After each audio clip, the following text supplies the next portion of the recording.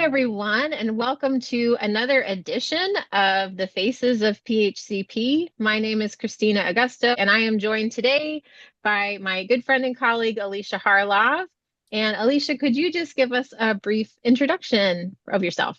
Yeah. So, as Christina said, I'm Alicia Harlov. I am a PHCP practitioner and mentor, and I work on horses around the North Shore of Massachusetts, which is about 45 minutes north of Boston. I see about 130 horses a cycle, so 4 to 5 weeks. But I do also run a hoof rehab facility here at my farm, and we have at the moment 7 horses on the property. We try not to have more than 8 so I can maintain my sanity. And then I do edit and produce the Humble Hoof podcast. So we're coming up on, gosh, 7 years of doing that, which Is is it really? insane. Yeah.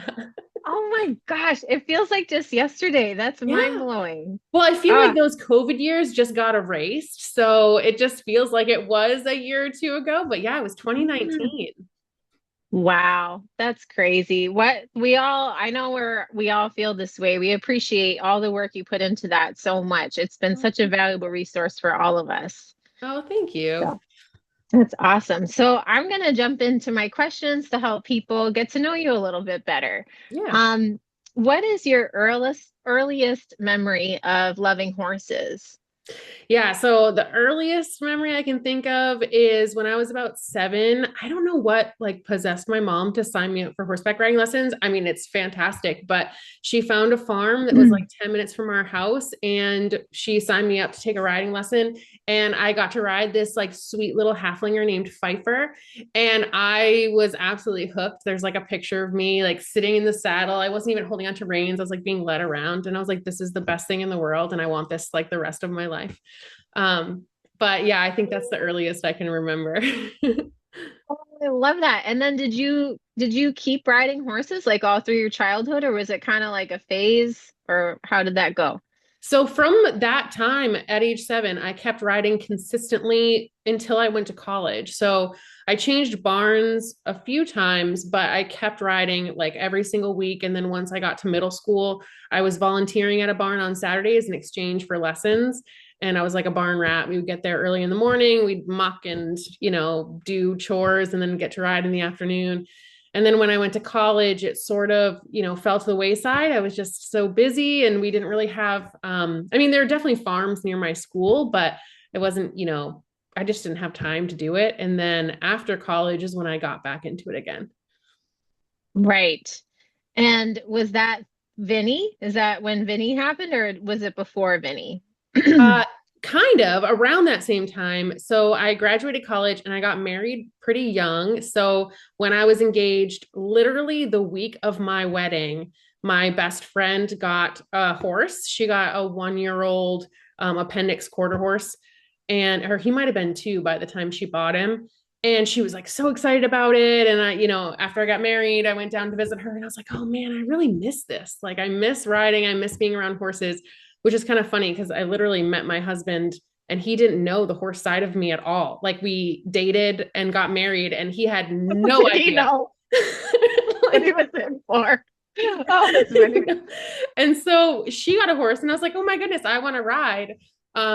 And if you want like a little bit of a funny story, is that I literally posted on Craigslist asking if people needed their horses exercised. Don't do that. It's not really that safe. Oh my But gosh. it somehow worked out. I met this amazing woman in my area who had this like saint of a husband horse that just didn't get enough exercise, and she is who got me back into riding. And then I was talking to Bova about how much I just like wish I had my own, and he didn't know anything. He was just like, well, why don't you just get your own horse? And I was like, that is a great idea. And then and then I found Vinny, which I He mean, signed his life away when he said yeah, that. he had no idea what he was in for. Absolutely no idea. He thought it was like getting a dog. And That's yeah, so we funny. just dove right in. I mean, it was really where like the whole journey of everything started. That is awesome. And so that kind of leads into the next question of what got you into hoof care. And I know about Vinny, but can you share his story a little bit with folks? Yeah, yeah. So I had grown up riding, but I'd actually never owned my own horse. I leased horses. And so Vinny, when my husband decided that I could, not when my husband suggested that I buy a horse, we found Vinny through a lot of searching. I had in my head that I really wanted a Mustang because they would never have hoof issues. And that is like the famous last words because Vinny, who is a Mustang from Roberts Mountain, Nevada, who is just like gorgeous and I adore him. He's 15.3. He's like everything I could have wanted in a horse. He came up lame 5 months after I bought him. And I was like, well, clearly it's not his feet. I mean, he's a Mustang. That can't be what's going on. And he actually had pretty extensive navicular bone damage, and he had deep digital flexor tendon tears and collateral ligament adhesions. And he was just a mess. Like his entire internal structure of his hoof was like in disrepair. It was awful. And so, really, just the vet had offered basically NSAIDs, corrective shoeing, and injections like bisphosphonates, osphos, Tildren, and just keep him comfortable until you have to retire him or put him down. And I was not willing to accept that I had had my dream horse for 5 months and I basically was told that he was his working career was done. And so I was Googling navicular issues and found Rockley Farm in England. And I'm still this way, but I was pretty like stubborn and determined to like figure out how to fix him. And so I contacted the owner of Rockley Farm and was like, can I go visit you? Can I just see what you do? And she said yes, which is like amazing. So I flew over there and decided that I wanted to do that someday. Like I wanted to have a farm where navicular horses could come and I could make them hopefully sounder. And that sort of was like the start of my journey to get to where I am, which then took, years and years. But Vinny is who kind of started it all. That is so cool. I think a lot of us have that like one horse, right? That like kind of started it all. And so when you first started out, I like to ask this question because as I'm sure you remember, right? When you're first starting out, you think you're the only person who's ever made a mistake in your life, right? Like doing hoof care. So it's nice for people to get to hear like what some of the mistakes we made, right? When we first were starting out. I mean, I still make mistakes on a daily basis, but what were some things that you can remember early on? Like what was one of your earliest mistakes that you can remember that was like, oh, that's a rookie mistake? Oh, I was thinking about this for a while, the last day or so. And honestly, like I would say that this is going to sound like out of the box and maybe not something that is a real answer to the question. But my biggest mistake was thinking that I wasn't going to make mistakes. In the Mm. sense of like, I thought that I knew like everything there was to know about hoof rehab starting out, and I was going to fix like every single horse out there and every horse that came, horses that I saw at barns, like, oh, their feet weren't good because nobody else really knew what they were doing, which is really sad. I mean, like, I hate that I was like that. I was just so passionate and I really thought that I was going to like fix every animal that I touched. And I mean, obviously, nobody's out there trying to harm horses. Like we're out there trying to find a solution and make them better. But I think in the beginning, what that ended up doing until I sort of got humbled a bit of like, oh, this horse actually didn't get better with the traditional, like not traditional, with the approach of like a barefoot The rehab. formula. Yeah, Hmm. right. Is that it kind of made me see others as not somebody to collaborate with or learn from, but instead others as like a me versus them, like, oh, they're doing it wrong or they're doing it differently. And it didn't allow for as much collaboration as I should have had in the beginning, especially when I was so new. Because obviously I had a lot to learn. I still have a lot to learn. And I think that the biggest mistake was my own pride and ego in the beginning. So maybe not necessarily like a trimming mistake, which I can think of those too, just like assuming that I knew where the foot should go, or like taking the toe back too much too quickly because it looked long, or trimming bar too much because I thought that it was going to cause a problem and then the horse was footsore. But I would say that the thing that took me the longest to learn was that not every horse is going to follow the recipe for soundness that we think that they should. And then being open to other approaches and having an open mind to put the horse first and not just like what we think they should follow in terms of rehab. I think that's an excellent answer because I think that a lot of us, when we first start out, feel kind of like evangelical about this new information. And especially when you get one or two cases, right, that are like doing better, you're like, oh, yeah, I can fix anything. And Yeah. then you have the horse come along that's like, oh, no, that throws you a curveball. And then you realize, oh, I have to lean on like the experience of others. Even people who do things in a completely different way, than you might think is appropriate. um it is really humbling to realize like, oh, maybe other people have the answers, that I just have to be willing to listen to it. So I think Right. that's the great answer personally. um what is something that you're the most proud of in your career? Honestly, I would say that I still can't believe that I have a farm and that people entrust me with like one of their most prized possessions. And every time I'm more humbled by it than anything because I am proud of the fact that we have gotten to this point where we have this property that we can share with others and help rehab horses on.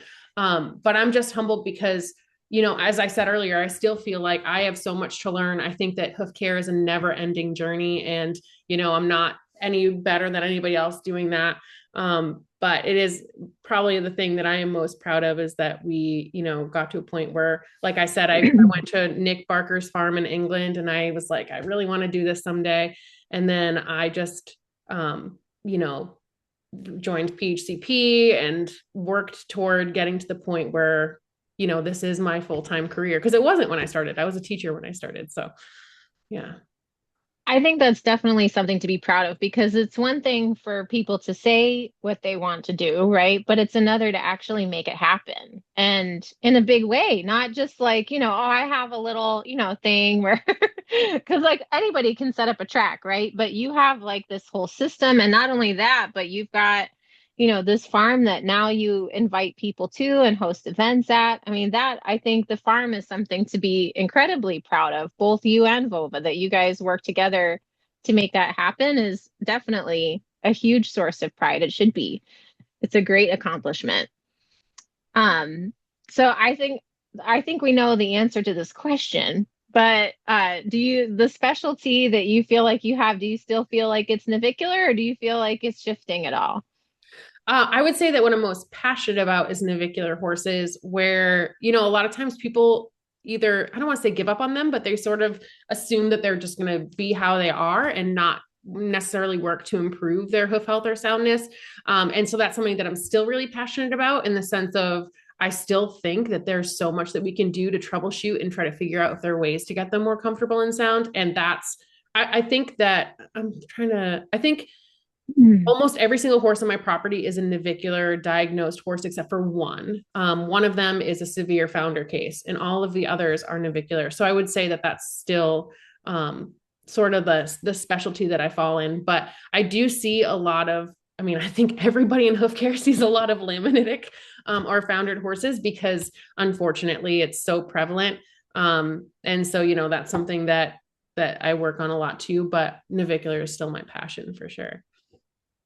The thing that I appreciate about your work and what it's really shined a light on in the industry and in general is I think a lot of people always put a lot of emphasis on nutrition and lifestyle for horses who have laminitis. But your work has really, like, I've had a couple of clients who have horses who have navicular who've gone, to your site and listened to your podcast and they're like, we got to change the whole diet. I'm like, really? Really? But it's wonderful because that information is so helpful to people. Like you can't fix a problem if it's being, exacerbated internally. So that's something that I really appreciate about the work that you've done is that you've really helped like open that conversation up to like, yeah, it can be an underlying metabolic condition also that's driving this to be worse than it even needs to be without any other intervention, you Right. know? Yeah. And I was actually going to say, I mean, I say that I kind of specialize in navicular, but really, how many of those horses are truly navicular lame horse, or is it like a low grade laminitis? And I do think that the horses that do come up sound just from diet changes, it probably was a metabolic issue that wasn't diagnosed. And so I rule that out first. So it's not even that like, oh, diet fixes navicular. It's that there's other underlying factors going on, like you said, and addressing the diet just rules those out. And there's a huge portion of them that it was the diet. So yeah, Hmm. obviously I'm preaching For to the choir. sure. I know that you know that, but No, but it's really helpful information for all of us because it's really helpful as a hoof care provider to be able to have resources to point our clients to because we can say it, till we're blue in the face, but even just having it presented in a different way sometimes helps people just be able to understand it better, and the way that you've laid it out is really easy for people to understand and be able to apply. So that's huge. I think that's if I were to say this is Alicia's specialty, I would say it's, helping people get to the root cause of the problem, whether it's navicular or it's a metabolic issue. Like, I love the questions that you ask when people post something either to the PHCP members page or just on your navicular, help page. Um, I always know what your first questions are going to be, and it's perfect because a lot of times people are like, oh, I didn't even really like consider that. It's like, that's the thing. and honestly, it might not be the issue, but at least rule it out. Yeah. Exactly. It helps to start there, totally. So now where do you see the future of your career going? And do you have any goals that you're currently working on? Yeah, I think that honestly, I hope that if I have any clients that watch this, they don't like freak out. I would love to back off of going off the farm as much and have more of the rehab on farm here because the horses that come here are often the ones that the owners could not, they might have done every single thing that I would do at their own property, but or at a boarding barn, but they don't have the same kind of turnout or control over the diet or a track system or things like that. And so the horses that come here are not necessarily the ones that would have been fixed just with that diet change or just with easy implementation of whatever therapeutic boots or something. And so often they need a lot more care. And every time I go off property to trim, I love seeing my clients off property, but I wish that I was at home to be able to sort of like tweak things or monitor things there. So I think that, my goal is to sort of base my business more at my farm and also host more events like the one we just did a clinic 2 or 3 weeks ago now. I really, really enjoy event planning. As much as I'm like pulling my hair out the weeks leading up to it, I absolutely love it. So I would love to do more clinics or educational events. Not even me teaching, but just bringing in people that I want to learn from. And I think that's my goal, like eventually, hopefully, put in an indoor, which like if anybody knows a way to make that happen, I'm all ears. But make it sort of like a hub for rehab, but also educational opportunities. That's awesome. And I think you're definitely well on your way. I know, like, my dream, I joke, like, if I ever win the lottery, I'll still trim, but I'm gonna have a haul in. Yeah. You know, I Yeah. do like driving around some, and I probably would still do that a little bit, but oh man, having people come to you, that's where it's at. I know Letting exactly. And you go. don't have to like drive in the weather or whatever. I know. I've thought of that too. It's definitely one of those dreams that I have as well. I hear you. And you've got a spot for an indoor there. I bet you can make it happen. Yeah, hopefully. So lastly, well, not lastly, but what's something outside of work like that brings you joy that maybe people don't even know about, a hobby or something like that, completely unrelated to hooves and horses? I really love like my husband and I will go on like little walks or hikes, nothing crazy. We're not like putting harnesses on and like rappelling down mountains. But we like everywhere we go, we find some little hike to do, like a easy, like, kids could do it too kind of thing. And we love to travel. Obviously that's a little bit of a luxury at this point. It's as time and money allows, but I love experiencing new places, like even going to Denver for PHCP and Chicago for PHCP. I love that. Like, I think it's so cool to learn what else, not only like our country offers, because it's such a big place with so many different kinds of cultures and experiences and cities, but the times that we've been able to go overseas, I just love learning what people are doing in other areas and seeing what people do in other areas and seeing horses from other areas. so those are things that, like, if I'm not working with horses, I'm thinking like, oh, where can we either like go for a walk or enjoy some quiet time that's like not even horse related, or like when can we plan a little trip to like experience more things. And I also really do, I love like baking. I don't do it like you do. I know that you do it all the time, and that's really cool. But sometimes our date nights with my husband, it's like we're just gonna like make cookies and like Yeah. together, and like that kind of stuff that I enjoy. That's like not horse related. Um, but a lot of times too, like my hobbies will be horse related. Like I do enjoy riding. I don't do it enough. Or I love just talking about hooves, meeting more hoof care providers and getting to know them too. So I know. I joke sometimes, like most of my trips are horse and hoof related, but they yeah. are kind of like vacations too. I mean, Right. just even coming down to your clinic, we were all so excited to just be together, Yeah. socially, because we're all friends, and it's wonderful to get to be with other people that do the same thing you do. Because it can be the cat's like, I gotta get on this conversation too. It's not a Zoom call until a cat shows up. Right. Um, yeah, that's wonderful too, just having that social aspect of those things for sure. But that is really cool that I know traveling is Ooh. fun, and I'm sure, uh-oh. No, What are you gonna they just, my say? cat and dog just got in a little argument. They're fine. Oh no. Um, yeah, it's a fascinating, isn't it, to see how other people live, just in general, like, the Yeah. types of houses that they have or the food they eat. I find that fascinating also. Yeah, and that's something I loved about the PHCP mentorships, which again, obviously is a hoof care thing, so it's not necessarily like a hobby or side thing, but I loved meeting mentors and seeing horses in their own environment, and like trimming horses on the West Coast versus here, and just kind of seeing how people kept their horses on their farms. Yeah, I really love that. Me too. That is really a fun thing. I enjoyed that this last year. I did, some more traveling mentorships. I was like, oh, this is where it's at. I got to do this more. This is so fun. Yeah. Um, so if you have one little like piece of advice, maybe for new, hoof care providers, is there something like a little gem you want to leave them with, something to help, if they're having a hard time or just feeling like overwhelmed, like we all know the feeling of, Yeah. what would you say?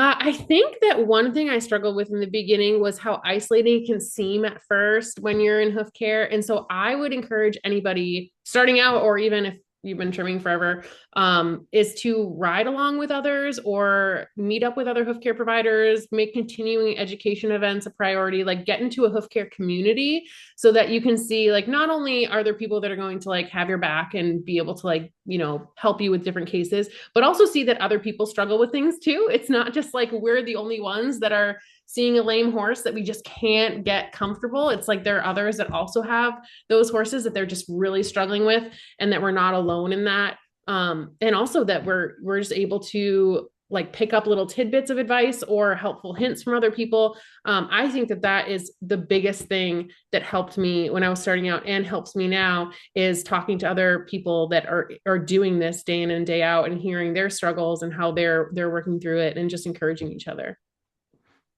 I agree. That's a great piece of advice. I mean, I have, like my little Rolodex of people who I can be like, what on earth am I looking at? Or like, have you, seen anything like this? Or yeah, that's the biggest reason why. I mean, obviously I'm plugging PHCP here because that's what we're doing, but it's been the best aspect for me of joining PHCP is having that community where we have our forum, we have our Facebook page, not only that, but we have all of our like group chats, and we have, our random people. Like I still talk to people that I mentored with, and ask Yeah. them questions because Yeah. it's just so helpful. Sometimes you can't see the forest through the trees when you're looking right at it for too long, right? Right. So I think that's a great piece of advice. Is there anything we didn't touch on that you want to share? I don't think so. You're super thorough in your questions. I think they're great. Awesome. Thank you so much for taking the time to chat with us. And thank Yeah. you for all the work that you do, mentoring students, holding events at your place, having the podcast for all of us. We are also appreciative of all of that hard work that you're putting in. Oh, well, thank you all for being willing to put up with me asking a million questions on the podcast. And yeah, I mean, I Oh my appreciate gosh. everybody as, as well. So it wouldn't be there if it wasn't for everybody who's, a part of it. So thank you. It's awesome. We're glad to have you. All right. Thanks, Alicia.